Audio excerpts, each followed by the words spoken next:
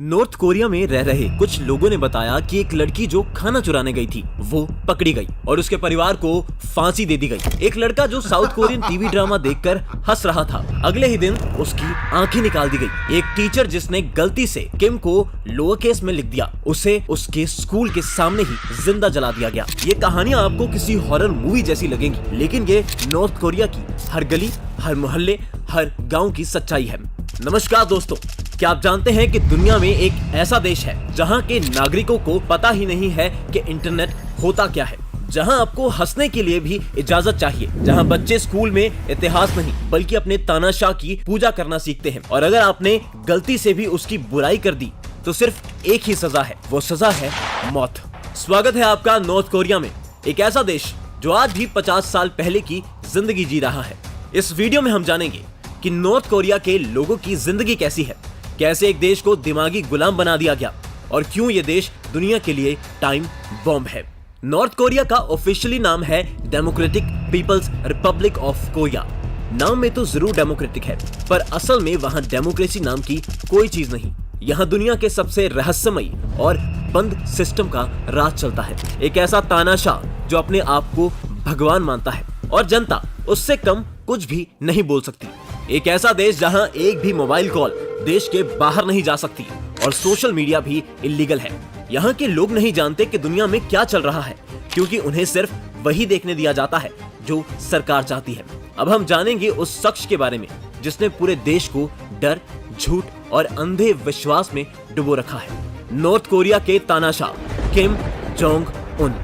Kim Jong Un कोई आम राजनेता नहीं, वो एक ऐसा आदमी है जिसने बचपन से सिर्फ ताली बजती देखी है, नफरत सुनाई है और सिर्फ घृणा सीखी है। किम जोंग उनका जन्म 8 जनवरी 1984 में हुआ, लेकिन सही तारीख आज तक कंफर्म नहीं है, क्योंकि नॉर्थ कोरिया की सरकार उसे खुद एक मिथिकल बीइंग बनाकर पेश करती है। किम जोंग उनकी पढ़ाई स्विट्जरलैंड में हुई। उसे बचपन से ही एलाइट स्विस स्कूल में भेजा गया, जहां उसे पाक उन नाम से पढ़ाया गया ताकि उसकी असली पहचान छिपी रहे। वहाँ के टीचर्स बताते हैं कि वो चुप रहता था, दूसरों से बात नहीं करता था, लेकिन जब भी हारता तो गुस्से में तोड़फोड़ कर देता। वो माइकल जॉर्डन का दीवाना था, अमेरिकन चीजी और एक्शन मूवीज पसंद करता था।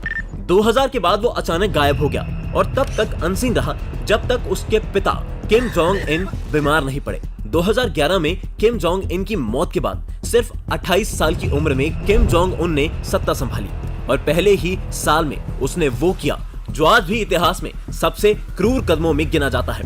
उसने अपने ही चाचा जैंग सोंग थाइक को कुत्तों से कटवा दिया।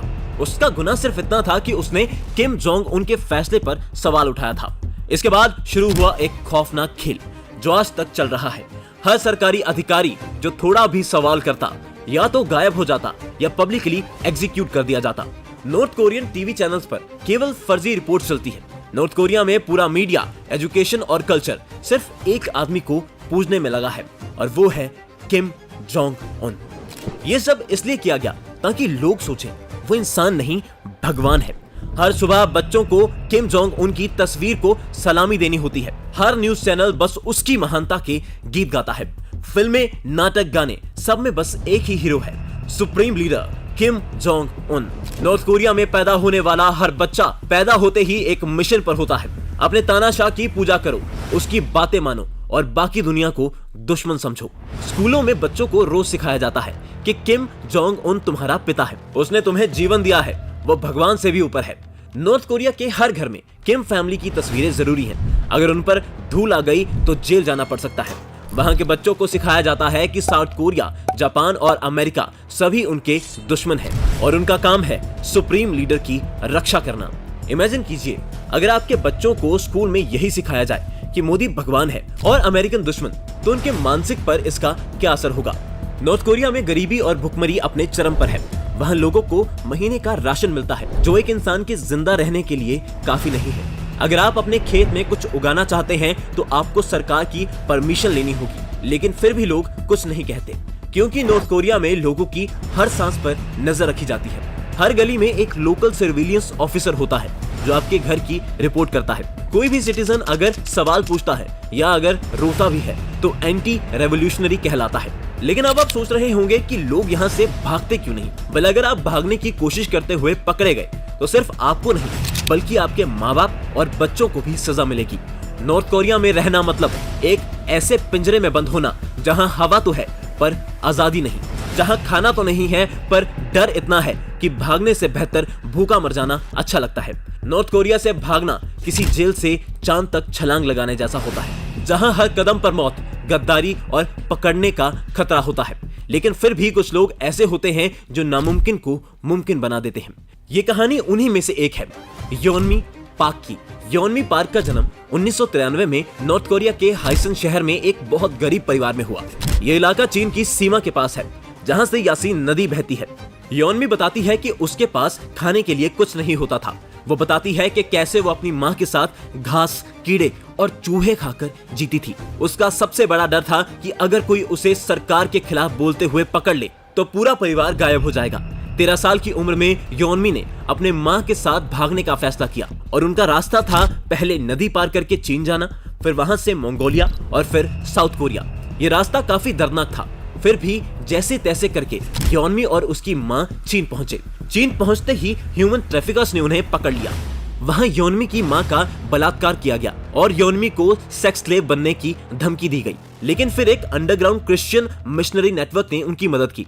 उन्हें चाइना से मंगोलिया के बर्फीले रेगिस्तान तक ले जाया गया।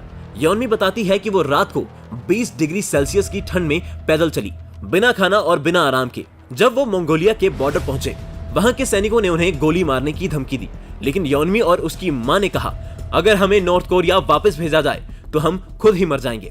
योनमी और उसकी मां के बहुत ज्यादा रिक्वेस्ट करने के बाद कुछ सैनिकों को उन पर तरस आ गया और उन्हें साउथ कोरिया भेज दिया गया। साउथ कोरिया पहुंचने के बाद योनमी ने पढ़ाई शुरू की, लेकिन सबसे मुश्किल चीज थी खुद को दोबारा समझाना। वो बताती है कि शुरू में मुझे अच्छा खाना खाने में गिल्ट होता था, क्योंकि मेरा छोटा भाई अब भी नॉर्थ कोरिया में भूखा मर रहा था। लेकिन उसने हार नहीं मानी। आज योनमी पाक न्यूयॉर्क में रहती है, कोलंबिया यूनिवर्सिटी से पढ़ चुकी है और पूरी दुनिया में नॉर्थ कोरिया के ह्यूमन राइट्स वायोलेशंस के बारे में बोलती है। योनमी पाक का टेड टॉक आज करोड़ों लोग देख चुके हैं। उसने यूनाइटेड नेशंस में भाषण दिया। साउथ कोरिया, अमेरिका और यूरोप तक वो तानाशाह के खिलाफ आवाज बन गई है। ये कहानी सिर्फ योनमी की नहीं, हजारों लोगों की कहानी है। नॉर्थ कोरिया से हजारों लोग भागने की कोशिश करते हैं, लेकिन उनमें से सिर्फ कुछ ही बच पाते हैं, क्योंकि वो रास्ता सीधा मौत से होकर गुजरता है। क्या आपको पता है कि नॉर्थ कोरिया में जेल नहीं होती, वहां होते हैं री education labour camps. Amnesty international की रिपोर्ट्स बताती हैं कि इन कैंप्स में 18 घंटे तक लोगों को बिना खाना पानी के रखा जाता है और हर प्रकार से टॉर्चर किया जाता है। वहां रह रहे एक सर्वाइवर ने कहा कि मैंने अपने माँ और भाई को खुद अपने सामने मरते देखा, बस इसलिए क्योंकि उन्होंने भागने की कोशिश की थी। इन कैंप्स में बच्चों को भी सजा दी जाती है, क्योंकि वहां 3 जनरेशन पनिशमेंट लागू है। मतलब अगर आपने गलती की तो आपके बच्चे और आपके माता पिता को भी उतनी ही सजा मिलेगी। नॉर्थ कोरिया से सीधा साउथ कोरिया भागना असंभव है, क्योंकि इन दोनों देशों के बीच है डेमिलिटराइज्ड जोन, जो दुनिया का सबसे हेवीली गार्डेड बॉर्डर है। वहां हर तरफ माइंस, इलेक्ट्रिक फेंसेस, स्नाइपर्स और सर्विलियंस होते हैं। इसलिए ज्यादातर लोग चाइना होते हुए भागते हैं। लेकिन चीन भी उन्हें वापस भेज देता है, क्योंकि चाइना नॉर्थ कोरिया को बचाता है। इस रास्ते में 100 में से सिर्फ 5 लोग जिंदा पहुंचते हैं। बाकी या तो पकड़े जाते हैं, या सेक्स स्लेवरी का शिकार बनते हैं, या फिर रास्ते में ही मर जाते हैं। लेकिन फिर भी कुछ लोग भागते हैं, क्योंकि वहां रहना मौत से भी बुरा है। उत्तर कोरिया से निकले कई एस्केपिस्ट बताते हैं कि जब उन्होंने पहली बार साउथ कोरिया या अमेरिका आकर मोबाइल फोन, यूट्यूब, मैकडॉनल्ड्स और डेमोक्रेसी देखी तो उन्हें लगा कि ये एक सपना है।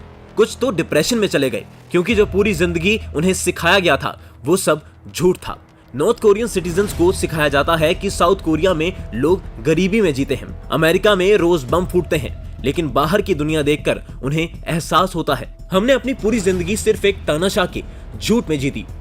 अब सवाल उठता है कि किम जोंग उन ये सब क्यों कर रहा है? उसका दिमाग कैसे काम करता है? कैसे वो खुद को भगवान समझता है और पूरी दुनिया से लड़ने की हिम्मत करता है? किम जोंग उन जानता है कि दुनिया उसे सिर्फ तब सीरियस लेगी जब वो खतरा बन जाएगा। इसलिए उसने अपनी पहली न्यूक्लियर टेस्ट 2013 में कर दी थी और आज नॉर्थ कोरिया के पास कम से कम 40 से 50 न्यूक्लियर वॉरहेड्स माने जाते हैं। वो समय समय पर साउथ कोरिया और जापान के ऊपर ये मिसाइलें चलाता है, सिर्फ दुनिया को डराने के लिए। किम जोंग उन जानता है कि अगर मेरे पास न्यूक्लियर वेपन्स हैं तो चाइना मुझे सपोर्ट करेगा और अमेरिका मुझसे डरेगा। और यहीं से शुरू होती है दुनिया की सबसे खतरनाक geopolitical game, Kim Jong Un एक डायरेक्टर जरूर है, लेकिन वो बेवकूफ नहीं है। उसके डिसीजंस बोल्ड, कैलकुलेटेड और स्ट्रेटेजिक होते हैं। वो जानता है कि उसकी ताकत दुनिया के डर पर टिकी है। वो अपने देश को खुलने नहीं देता, क्योंकि अगर एक क्रैक भी दिख गया तो पूरा झूठ का महल गिर जाएगा।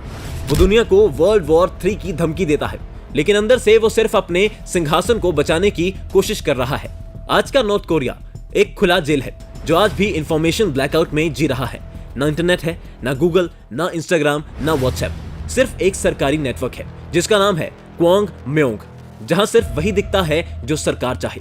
नॉर्थ कोरिया में महंगाई, गरीबी और भुखमरी इतनी ज्यादा है कि 2023 में WHO और UN ने वार्निंग जारी की कि अगर मदद नहीं मिली तो नॉर्थ कोरिया ह्यूमैनिटेरियन क्राइसिस में चला जाएगा। लेकिन किम ने कहा, हमें मदद नहीं चाहिए, हम स्वाभिमानी राष्ट्र हैं। 2018 में जब डोनाल्ड ट्रंप और किम मिले तो दुनिया को कुछ उम्मीदें जगी, लेकिन एक साल में सब खत्म हो गया, क्योंकि किसी ने भी नॉर्थ कोरियन जनता की तकलीफ की बात नहीं की। सब सिर्फ न्यूक्लियर वेपन्स की बात करते रहे। ह्यूमन राइट्स का मुद्दा सिर्फ रिपोर्ट्स तक सीमित रह गया। नॉर्थ कोरिया में कुछ सालों से USB ड्राइव्स में साउथ कोरियन मूवीज, BTS के गाने और न्यूज रिपोर्ट चुपके चुपके पहुंच रही है। फ्लैश ड्राइव्स ऑफ फ्रीडम नाम से एक अंडरग्राउंड मूवमेंट चल रहा है, जिसमें एस्केपिस्ट और एक्टिविस्ट्स लोग बैलून में पेन ड्राइव छोड़ते हैं ताकि कुछ लोगों को असली दुनिया की झलक मिल सके। एक बार अगर लोग जान गए कि बाहर दुनिया कैसी है, तो तानाशाह की झूठी बादशाही ज्यादा दिन नहीं टिक पाएगी। और यहीं से शुरू होता है असली सवाल। नॉर्थ कोरिया की ये कहानी एक देश की नहीं, इंसानियत की है। एक ऐसी कहानी जो हमें याद दिलाती है कि आजादी सिर्फ शब्द नहीं, ये सबसे अनमोल हक है। तो हो सकता है कि हम कुछ न कर पाएं, लेकिन इतना जरूर कर सकते हैं कि सच को नजरअंदाज न करें। तो दोस्तों, अगर आपको हमारी वीडियो थोड़ी सी भी इंफॉर्मेटिव लगी हो तो वीडियो को लाइक और शेयर जरूर करें, ताकि ज्यादा लोग जान सके कि नॉर्थ कोरिया का अंदरूनी सच क्या है। और ऐसे और वीडियो के लिए चैनल को सब्सक्राइब जरूर करें। धन्यवाद।